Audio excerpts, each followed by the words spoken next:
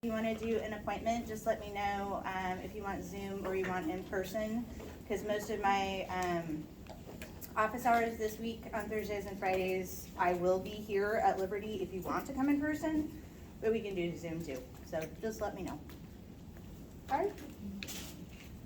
All right. I will be taking out one question. I know that right now, and so I'll just give everybody an extra point at the end. So potentially you could end up with 61 points or whatever, but I'll just be taking out one. Can you tell us what question it is? I'm not going to do that right now because again, not everybody is taking the exam, so I'll just wait. Huh? I have done it for some folks, but not everybody. All right. So, hopefully that helps. So, as promised, your one brief slide on the fact that we should not give aspirin to children who have viral infections.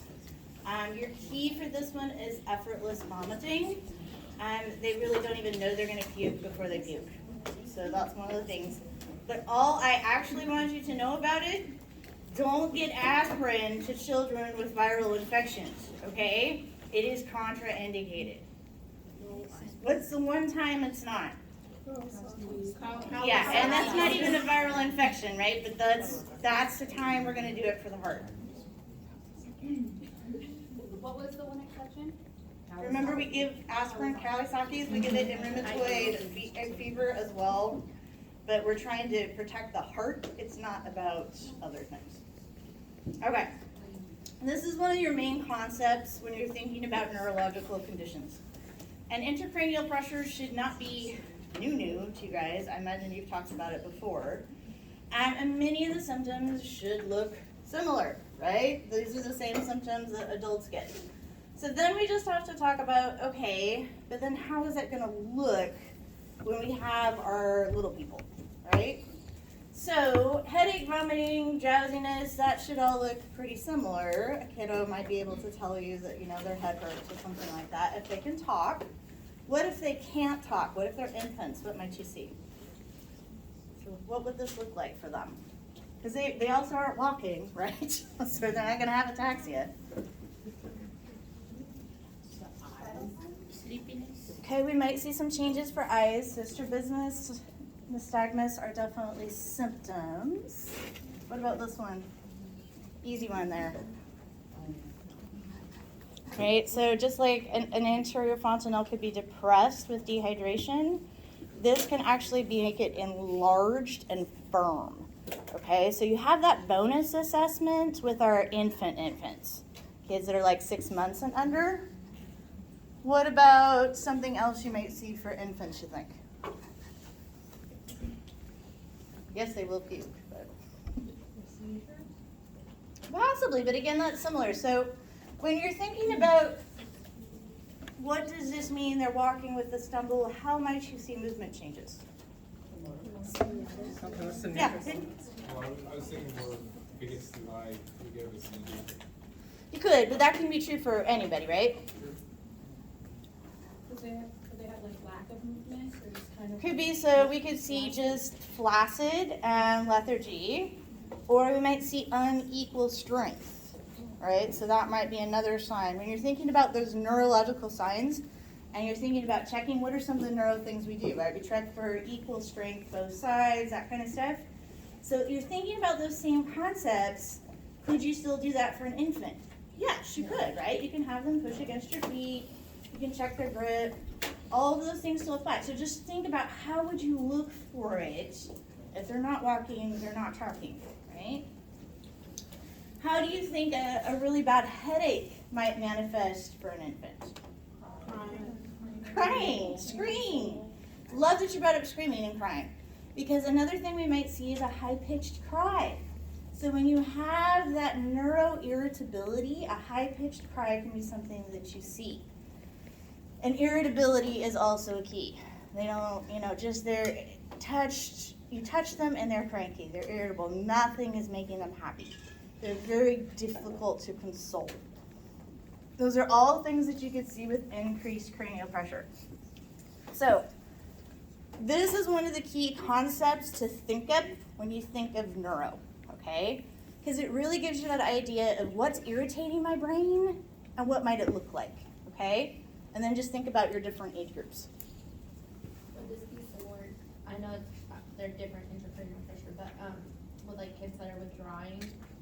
would this You're be gonna very see similar? some of the same things because it is about neuroirritability, but it's a different reason, right? But some of the same things will apply. And we will look at that disorder specifically later in the PowerPoint, right? But, all right.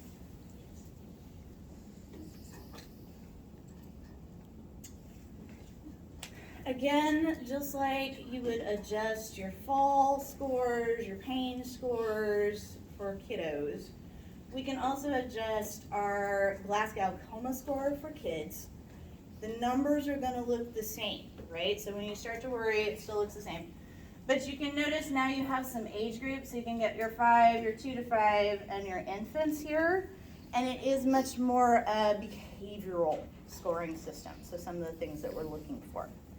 But just so that you guys are familiar with this, you can bring that up to be appropriate for your kids, okay? But the numbers you're gonna get are gonna be along the same patterns. Just like with our pain scales, right? It's still gonna end up being 0 to 10, whether you use flag, faces, or numeric. Okay. Meningitis is one of your big things for kids, okay? And there's a couple different areas, age groups that it hits. Infants are the first age group up through about toddlerhood, okay? And for that one, we're thinking about bacterial or viral infections very commonly. And HIB is one of the most common. And that's one of the ones we have a vaccine for, right? So that's one of the reasons that we really encourage that for these kiddos. If it is gonna be bacterial, our most common time frame is, again, your infant from 6 to 12 months. And then remember, we have a resurgence in our teenage years where you can also have some pretty bad meningitis. And that's where we encourage our reuptake of summer immunizations. So things that we would encourage a parent to look for, because meningitis is pretty acute and it comes on pretty darn fast. So we want our parents to really know that you could have a little bit of a rash, you might not. We are thinking of really high temperatures, so this is gonna be your 102, 103 kiddo. They may have a bulging, and they call it the soft spot, and that's why I put this poster up. It really puts it in kind of parent language, so that you can think about how would you explain it to them, right? So their soft spot is bulging or hard. In other words, their anterior fontanelle, right? And thinking about they're too sleepy, they're not eating well, so that lethargy, that level of consciousness change. They may look like they're cold because they're shivering, and remember that happens often with high fevers. Sometimes can be diarrhea, especially with viral infections, so think about all of your viral symptomology. Can still happen. And we can also think about tone, which is one of the things that we didn't talk about when we talked about what we might see. But tight, so again, it does resemble, as you're pointing out, NAS. Tight tone, hypertonic, and jerky myoclonic movements can also be some of the things that you might see for these babies. They are gonna be looking really sick, okay, really quickly. And so they do get brought into the ED pretty quickly, usually within 24 hours to 48 hours of getting sick. So let's talk about how that might present. So if we have a 6-month-old coming in and they have a history of lethargy, seen 3 days ago with fever and upper respiratory infection symptoms, we diagnosed them with an otitis media, got ahead and started treating, and then the next morning he's more irritable, less active, has vomited 3 times, urine output is decreased, and he has no diarrhea. Okay. On exam, he has a very high temperature. His pulse rate is low, okay? Respiratory rate is 30 and irregular, so that's high for him. Blood pressure, 120/90 for a 6-month-old. Okay, so those are things that you really have to pay attention to. when you look at that, it makes sense that he's lethargic and arousable only to painful stimuli, okay? He has some pretty bad pressures. Anterior fontanelles full intense, questionable neck rigidity, and they always are gonna put that for an infant because they're not telling us it hurts when you move my neck. We're making assumptions that because we're picking them up and they're screaming, that's part of it. Pupils are reactive but don't focus well. Hearts, lungs, abdomen are normal. Good color and perfusion. No petechiae, so he doesn't have a pinprick rash, which again, you don't have to see that in all cases, okay? Moves all extremities weakly, and his deep tendon reflexes are hyperactive. So we're seeing that increased tone, okay? So, let's go back to our Glasgow Coma score here and think about where you would put him. So, he's definitely on the less than 1 year side of the scale, right? When you think about that. So eye opening, what do you think? Reactive, but not focusing well. Yeah, so he at least was opening them, it sounds like, spontaneously, so we could probably do that. All right, and then some motor response, it sounds like he was responsive to pain, so you could go there. We can't see him, it's possible he's here, but we'll give him the benefit of the doubt and say 5 for that. And then when you're thinking about verbal response, did you hear anything about spontaneous verbal response? No. We didn't. So in our case study, we might put him at a 1. So we've got a 10. Okay? And that's how you would utilize the scale. It's not ideal, but it's not as bad as it could be. Okay. So, priority nursing diagnosis. And you don't have to form it in the NANDA. But what are you most worried about right now?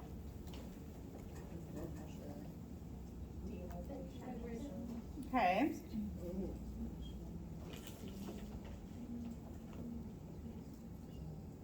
Color and perfusion is good. You're worried about his blood pressure, yeah. Okay. So what does it mean is happening in his body if his blood pressure is that high and his heart rate is that low? Constrictions. Constriction of blood vessels. Constriction, right? So what are we actually worried about then? Ischemia. Perfusion, Yeah, perfusion. right? So we're looking at ineffective cerebral perfusion is really what we're thinking about if you boil it down to NANDA. But if you just boil it down to the systems we're worried about, perfusion is a big one of them. We could also do ones about neurological because we are worried about level of consciousness changes, but why?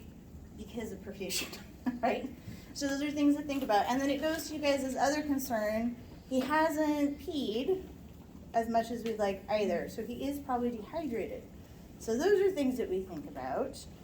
And are you concerned about sepsis? Yeah. You definitely should be, right? And that is a huge concern. Does not fit neatly into one of the nursing categories because it affects a multi-system. But sepsis should be on your mind, especially when you know it's affecting the brain, okay?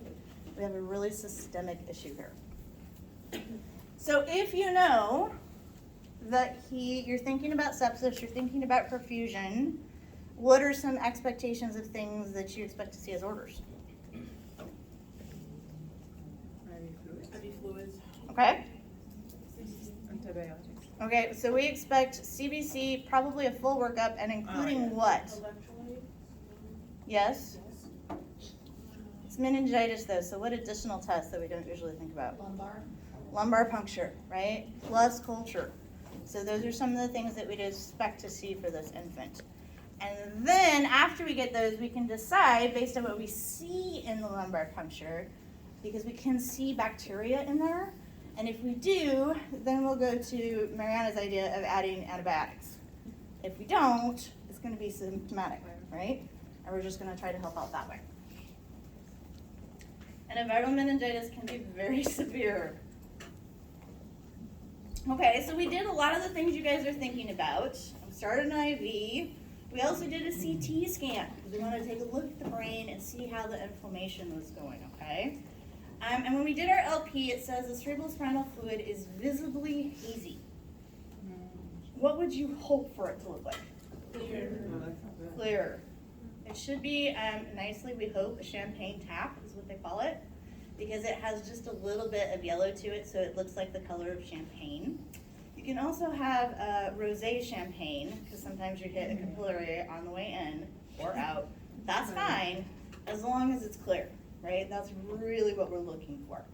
If it's not, we're going to suspect that there is some white blood cells in there that shouldn't be. And sure enough, when we get it back, we see that we have a 450, and this is in thousands, right, of WBCs. We've got glucose that's low, but still there, gram steins. So we basically know because of this, because we can see those in there, that this is what type of meningitis?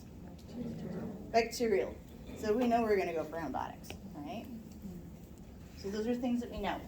When you're thinking about your ICP signs and symptoms, what did you see for this patient that tells you that increased cranial pressure? Fontanelle, okay, what else? Blood pressure, for sure. It's a scary blood pressure in a kid. Hmm? Yeah. Yes, absolutely. What? Deep tendon reflexes are hyperactive. Vomiting? Right? And extreme irritability and lethargy. Right? Those are all things that would point towards meningitis for us. Okay? And he's going to look awful. Just awful. Kids with meningitis look really sick. So those are all things that you would think about. Real quick, you said vomiting, blood pressure, the chronic hyperactivity, and what? Lethargy, what? Lethargy. It's basically, you just look at that list we looked at to start with ICP, and you can basically check stuff off the list. Yep, he had this, and this, and this, and this. And he had that increased blood pressure as well, which is concerning to us, especially because when an infant is sick, what do you expect vital signs to look like? Heart rate should be what? Tacky, right? And where is his? So again, you're thinking about we're not seeing the compensation go the way we would expect it to. So that should be worrisome to us. In lab last week, we were told that if there's anything in the vital signs, usually it means it's like really, really like concerning, because normally kids' vital signs don't move up and down that much. So if they're having like blood pressure issues or anything like that, then that means there's like a serious. It means there's something going on, right? But we expect to see some compensation measures. So those are things that we expect to see. So just think about everything. When you have a fever, where does your heart rate and your respiratory rate go? They go up a little bit, right? It's not going to be, and hopefully isn't huge, but the younger you are, the wider numbers you might see, because the more they use accessory muscles and other things to compensate. Those are things to keep in mind. But you're going to look at a whole picture, not just one piece of it. Plus, he was dehydrated. He should have been tacky. He should have been, but he's not. Right? So that tells us things are not going the way we'd like them to.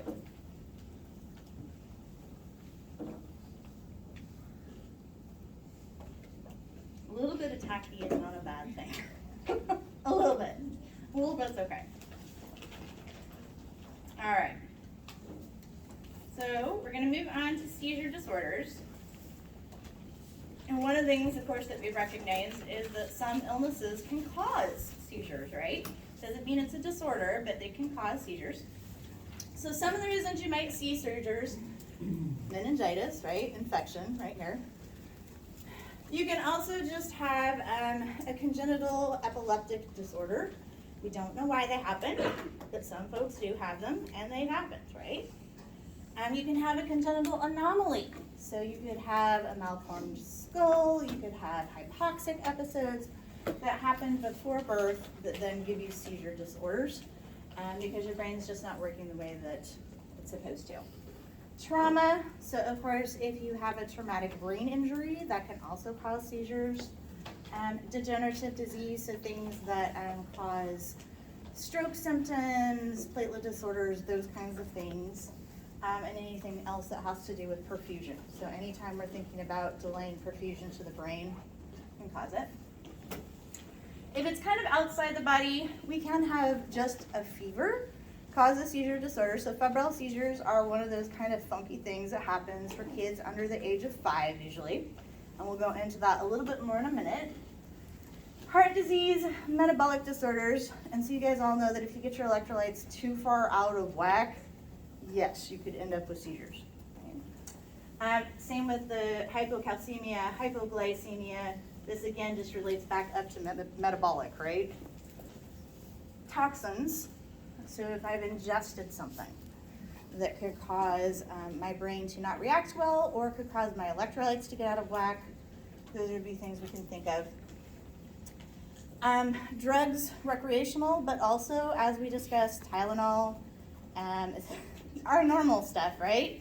So even prescribed drugs, and then of course, if your little one has gotten into some of the sweet tasting things under the counter. So any of those that might cause ingestion issues. So we have a variety of reasons it could happen. Some of the more common ones you might see in your ED or acute care kind of highlighted for you guys. And then we're going to take a quick look at some of how seizures might manifest. So the ones that we're going to look at are all congenital seizure disorders. They were born with these, and then this is just some of the differences in how they look. We're going to look at this first one, and then I want you guys to really pay attention to how the nurses respond. And then just like it was a sim, we'll talk about maybe some things that could be improved afterwards.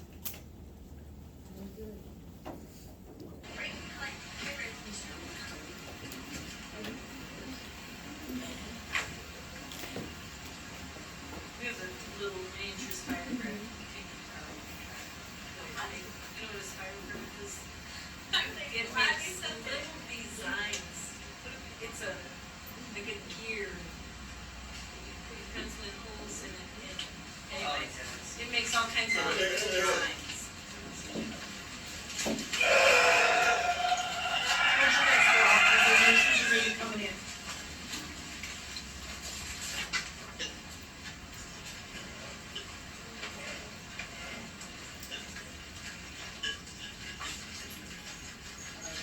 Hi. Not a problem.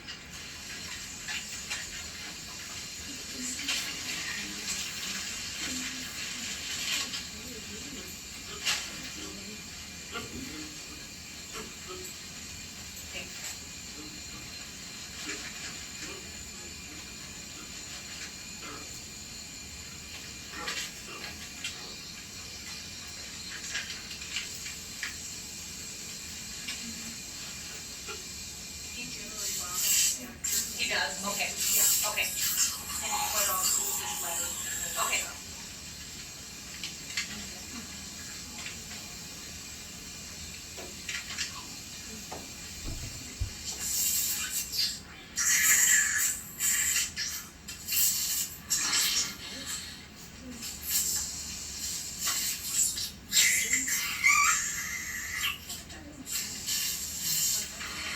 Okay.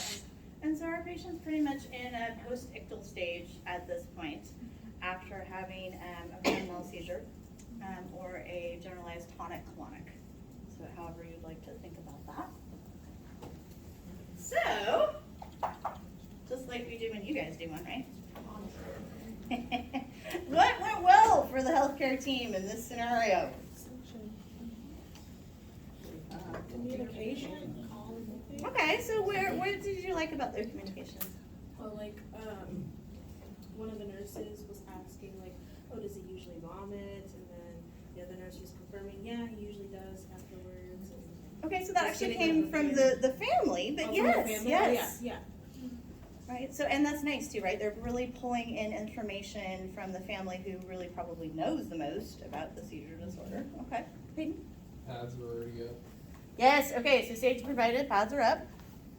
Yeah, They were ready, they section of the oxygen right there for as soon as he was done. Okay, so we have all of our emergency equipment out and available. So that's something that went well. They cleared everything out of the bed, like the coloring book. And it goes to safety too, and you can see that the family is also very well versed in what needs to happen. So they cleared everything out of the bed. Good.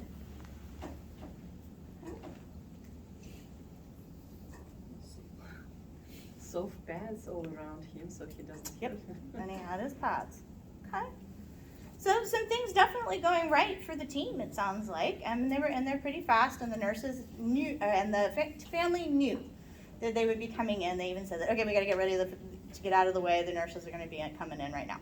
So obviously that tells me too that they've got a pretty good plan in place, and the family knows what to expect is going to happen for a seizure. Okay. For you guys to know, this patient is obviously, into my eyes, for video EEG monitoring, so that's all the leads that we have. And so the expectation would be that when the seizure goes off, there's alarms in place that are going to notify the staff to come in and respond. And sometimes the family, if it's not a generalized tonic-clonic, may even just turn them off because they're marking it for the neurologist if it doesn't require a response. And so some of the ones we'll see here, like those wouldn't necessarily require a nursing response, they'd just be marking them for the neurologist. Okay? Okay. So then let's talk about some things we see that we could improve the next time that this young man has a seizure. I felt like the nasal cannula just didn't make much sense. Like, Okay, how would you prefer to provide your oxygen? I'll wear a mask. Okay, I would agree. So when you're thinking about watching them go like this, trying to get it on, just think about how you could provide it a little easier. So a mask would be a great idea. You're going to turn it all the way up as far as it will go, and then you can follow them that way. So you're really thinking about it more as a blow by.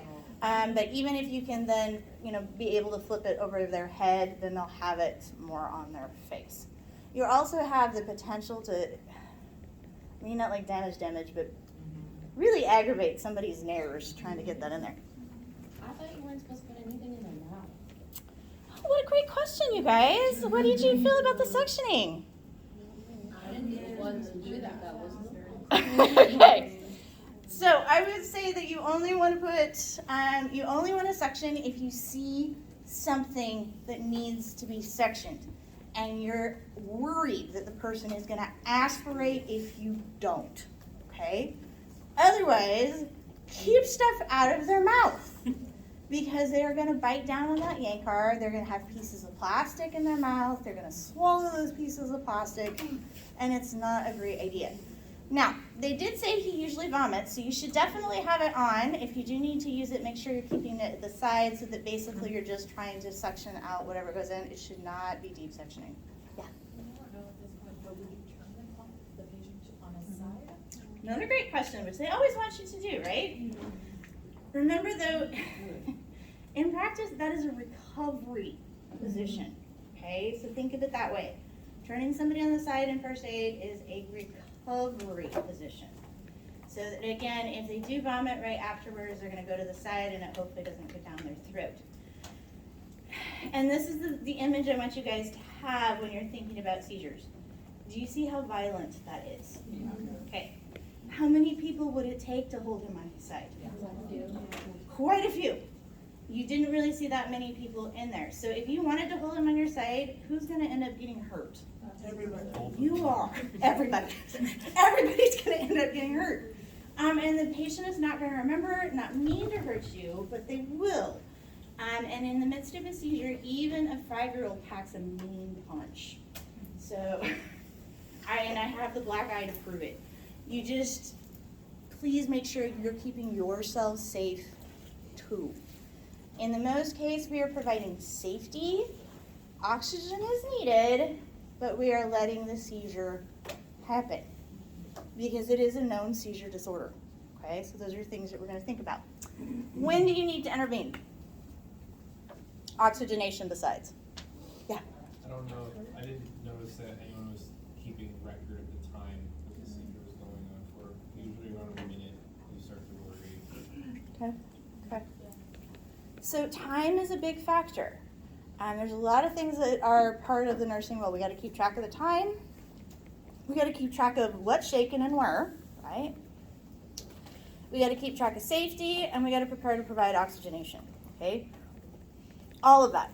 So those are a lot of things. For those of you that have already been at CCH, when did you see that rescue meds needed to be given? I think it was 4 minutes. Okay, so one patient, it was 4 minutes. Anybody have a different one?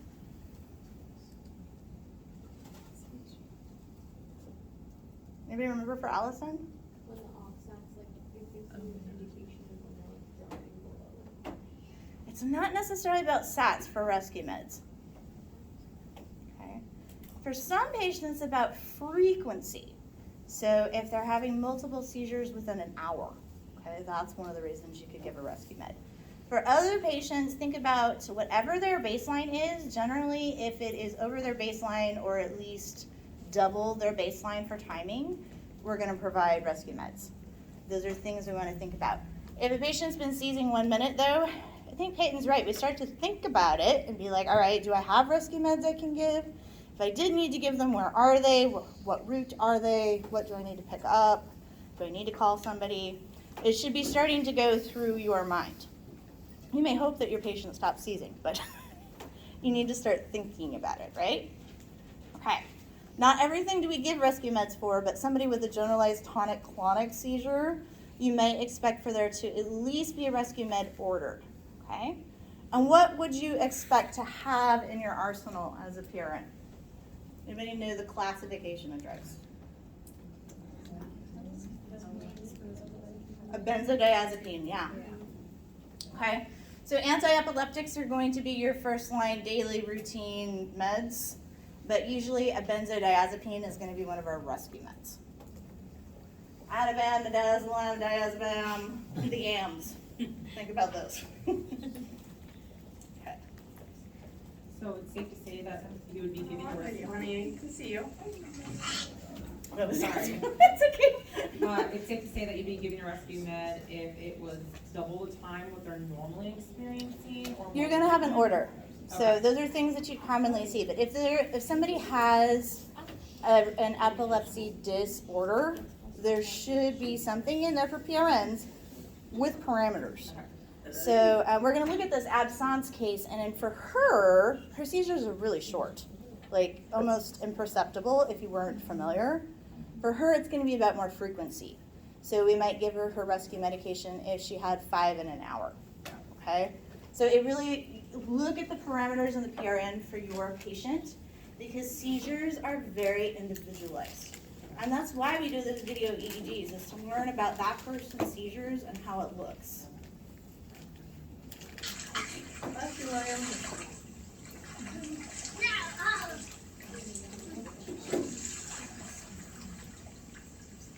And this is her seizure. Haley, what's up? Haley, what's up? And it's gone. Haley, what are you doing?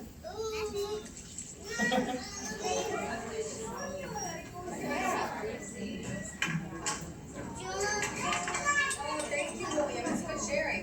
Everyone right now.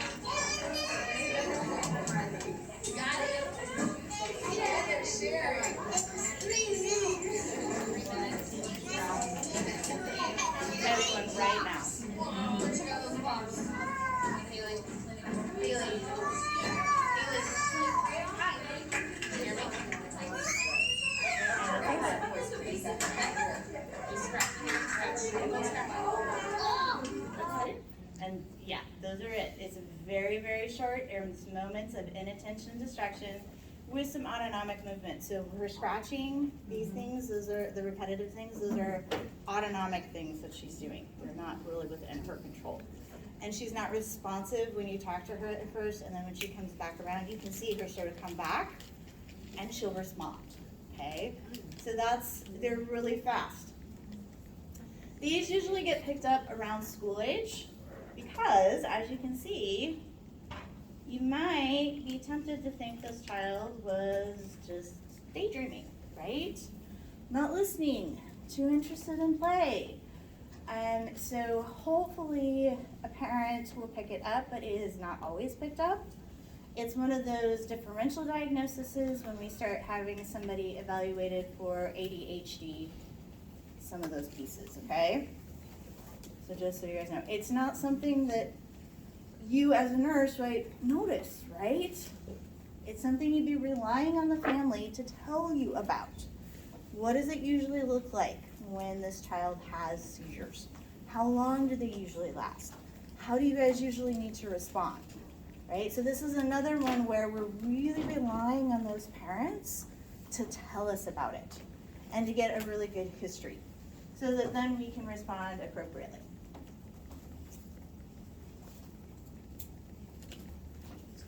Nope, that one's gone. Okay. Yeah. Do absence seizures like grow out of them, or are they like? They do not necessarily grow out of them, but they can usually be pretty well controlled with medication. You can grow, well, that's not true. You can outgrow a seizure disorder, but she's still going to be monitored until probably 16, 18 years of age, and not everybody does. So.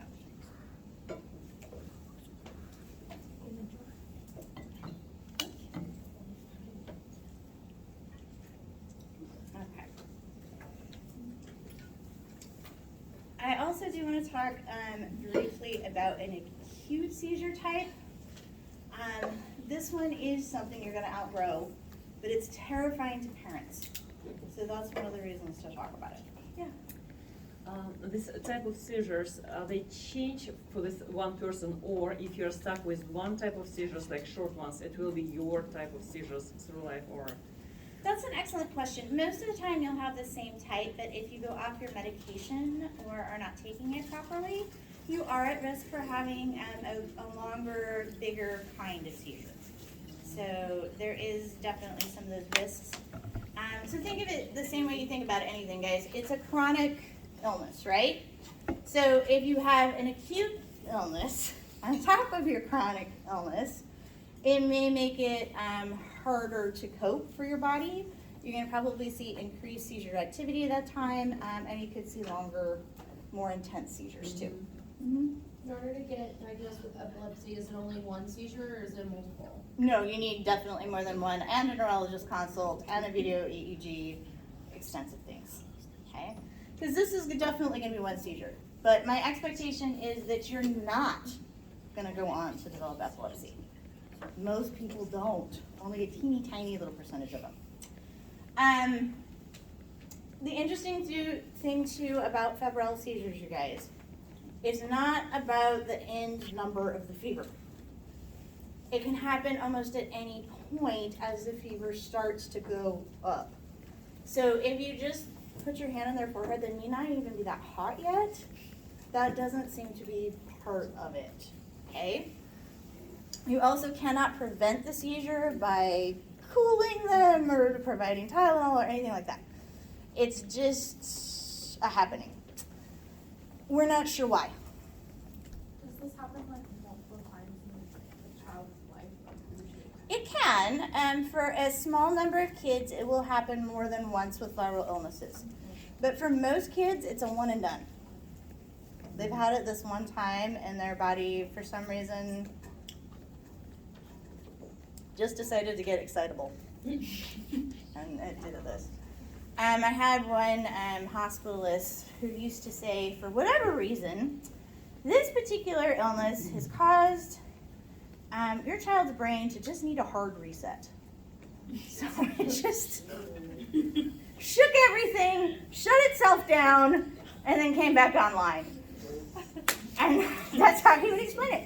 And parents, a lot of parents, especially in our area, you guys, all the Microsoft friends were like, oh, okay. So it really worked for him. But you can imagine that having, and it is usually a generalized tonic-clonic seizure with this fever, is terrifying for parents. They're going to come in via ambulance usually through the ED. And we provide comfort measures, and sometimes they stay overnight, but it's mostly just for us to reassure the parents, there's not much we are going to be doing for them. So. If your child does end up having an issue with febrile seizures, you may be given an benzodiazepine to take home with you so that you can deal with it. But again, that's a very tiny, tiny percentage of folks. And usually all of them have grown out of it by about 5 years of age. Which kind of brings us to, how do we treat all seizures? We do need to diagnose. So that means usually if we suspect you have a seizure disorder, we're going to do a video EEG. So video with the lead so we can see all the lovely tracking. And it also will have sound as well. So when the parent or the monitoring goes off, the video comes on so that you can see it, and it will record for sound. So your job as a nurse is to not stand in front of the camera so that the neurologist gets to see your rear. That's not usually a good plan. But to stand to the side of the bed and tell them what you see, okay? So, because they're not going to be able to get fine picture. And I don't know, sometimes the kid decides to see just off frame or whatever. But so you need to just tell them, like, you know, I see both right and left side shaking equally. Eyes are deviated to the right. Lower and upper extremities involved. Now I just see upper extremities involved. It's moved to just the right side singly. And now we're done. And then you start trying to see if your patient will respond to you, okay? So that's one of the things that they're gonna want from you, and then remember you're gonna need to chart it afterwards, okay? And it doesn't have to be exact. You can be like, seizure started at approximately 12:45, lasted about 1 minute. Here's what I saw. Vital signs post looked like this. Patient responded to parent questions at this time. Patient returned to baseline here. Okay, so those are things that you typically see, especially with monitoring and trying to diagnose. It's really important, again, our documentation is always important, but it really helps the neurologist because sometimes there's a lot more than one area of the brain stimulated, and they're trying to figure out how things are interacting. So your descriptions are gonna help them a lot. So they're looking for you guys to be participative in the process. Most of your anti-epileptic medications have significant side effects. Anybody know what some of those are? Sleepiness is a big one of them. Suicidal thoughts. Some of them can cause suicidal tendencies, yeah. Did you know that some of them can also cause seizures? Yeah. So when we give medications directed towards the brain, most of them can cause some of the same side effects we're trying to prevent. Some of the time we're not even sure why they work the way that they do and why they work for one patient and not another. We have no idea.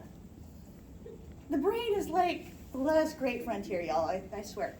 We just don't really understand much about our own brains. So the medications we're giving, most of your kids you're gonna see on more than one because you're trying to balance the side effects with the most efficacy. And that's, you end up doing a little of this, a little more of that, and get someplace here, right? How do we decide on dosages for kids? Wait. So remember too, if that's how you're dosing your meds, and we know any of these meds require a blood level to be therapeutic, it means if I have big weight changes, guess what? I probably don't have enough drugs, right? So I might need to rebalance again. So we will see kids come back into the hospital for med checks, blood levels, all of that stuff, because things don't seem to be going as well as they were. Do I need to add one? Do I need to subtract one? Do I just need to increase dosages? It can take months for the neurologist to figure out the right spot, okay? anybody know what we usually start with as your go-to anti-epileptic drug?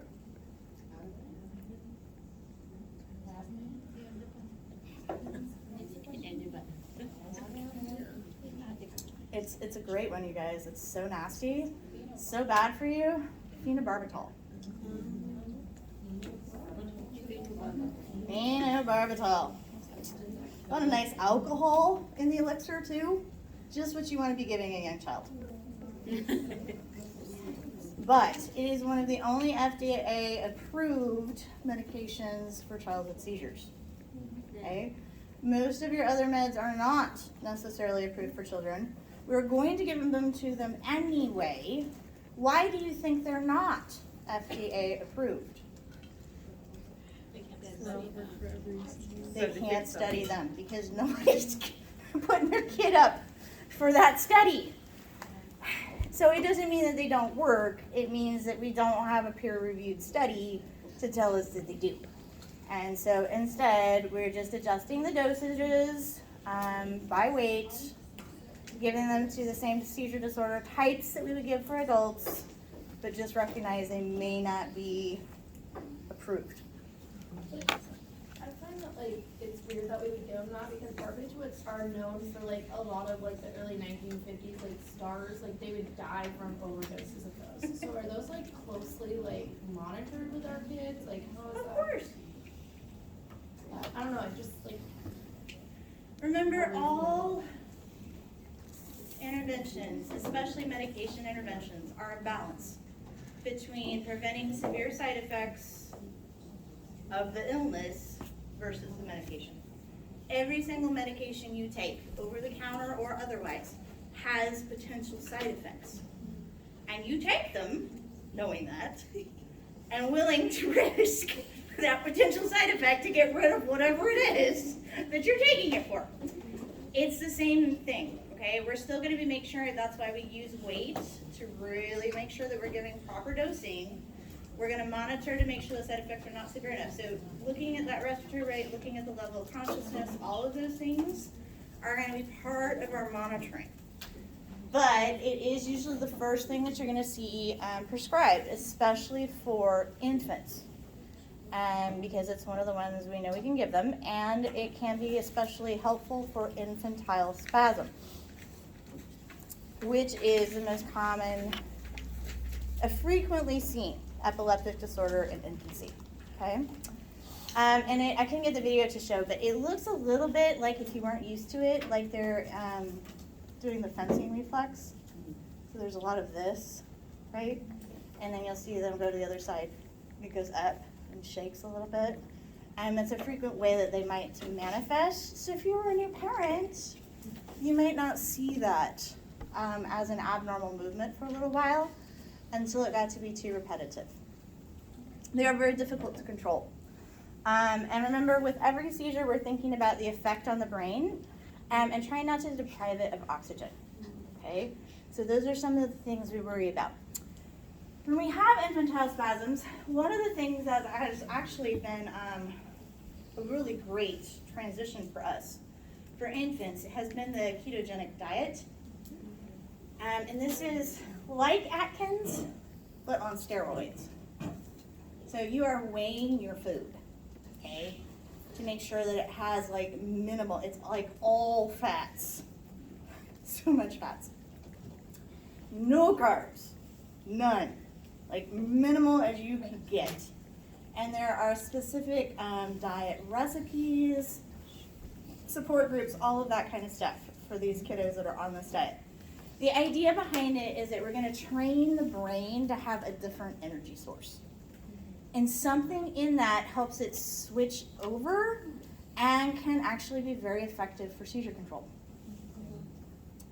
It does not work for every child, but it works for many if you can adhere to it, okay? Which is why infants is good, because they don't know any better. And we can kind of get them used to this diet, and hopefully it'll be effective for them. It does not work for teenagers, right? You cannot just initiate this diet as a teenager. That is not gonna be effective. If you initiate it when they're like infants or Great question. It's gonna depend a little bit on the kid, honestly. But usually they'll start looking at trying to wean them after about a year and see how it goes. It might be anywhere from a year to about 3 years. And then for some kids, they will be able to transition back to a normal diet and still remain seizure-free. So it's pretty cool. Again, it doesn't work for everybody, but for some seizure types, it's something that can be tried. There's also surgeries that can be tried. Lots of different things that we have, but just recognizing that a lot of when you might see somebody in the hospital is for initial workups or medication maintenance. So something's not going well. Remember too, that besides having our drug dosages off, if you got a gastroenteritis and you're on seizure meds and you can't hold those seizure meds down, you're probably gonna have an increase in seizures, right? So again, acute illness affects chronic illnesses. And those are things to keep in mind. When you're gonna give a rescue med like diazepam or Ativan, and a patient is actively seizing, and think about your young man that you just saw in the video, okay? How are you gonna give it? IV, if I got one. I might need somebody to help me hold the hand, but I can give it that way. So Ativan IV. What other ways could we give it? Did you say? Rectal. Rectal, okay. And one other route. Intranasal. So those are usually the ways that you will see it given. You cannot give a fetal medication to somebody that's seizing. I mean, just makes sense, right? But just keep in mind too, IV and intranasal are preferred for us in the hospital, but you may see rectal at home or intranasal. It generally takes at least 2 people to do a rectal because somebody's got to hold while somebody administers a lot of times. So just keeping that in mind. Intranasal has been a little bit easier because usually you could hold with one hand and administer, but you might see either.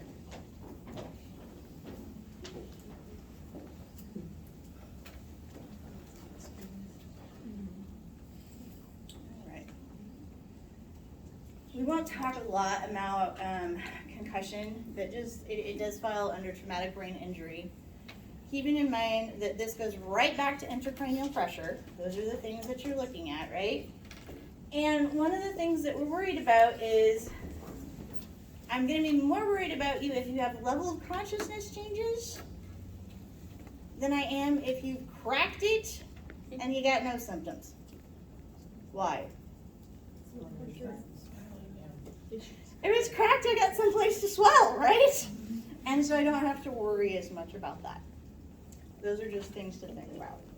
Either way, remember how swelling works and that you can actually see the symptoms happen a day or 2 after the initial injury, because remember it usually gets swollen within the next 24 hours, which is why the new concussion protocols for our kids are so important, because we may not see those symptoms until after the injury.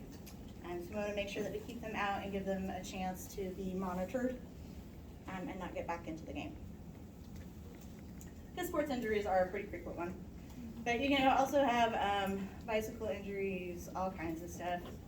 So make sure that you're thinking about, back to what, second lecture? Safety, right? So helmets, seat belts, all that stuff. That helps keep them safe. Because it's really sad when you end up having a child who did not have a helmet, and there is a crash between a bicycle and a car. Car wins every time, you guys. And it's really sad.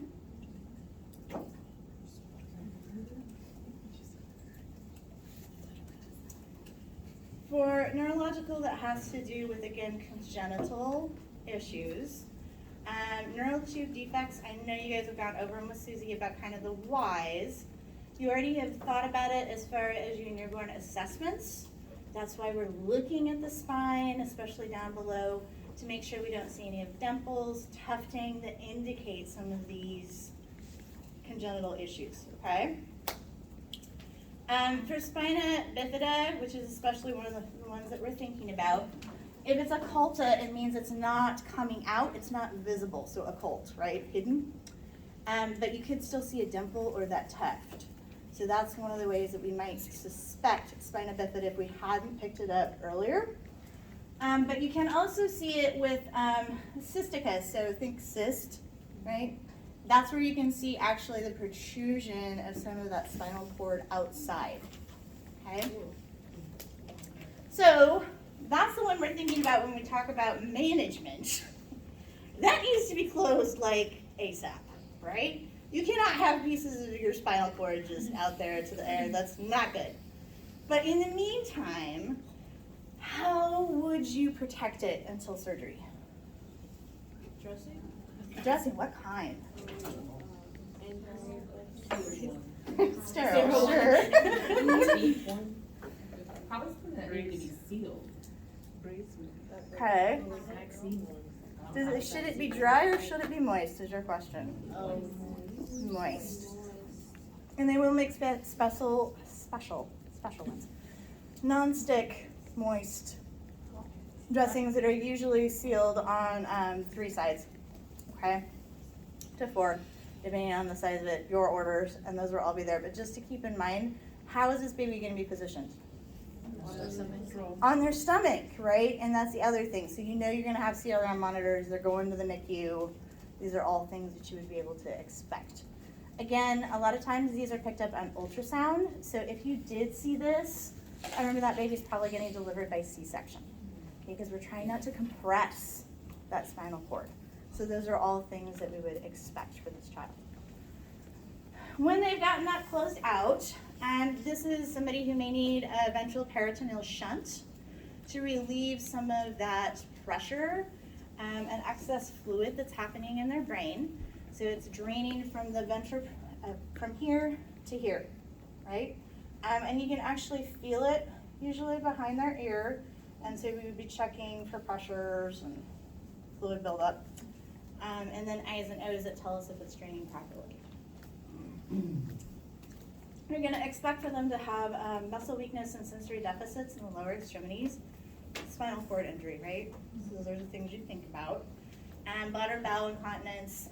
We often see joint disformities as well, so club foot, some of those things that they may need later surgery for, but casting and some of those things.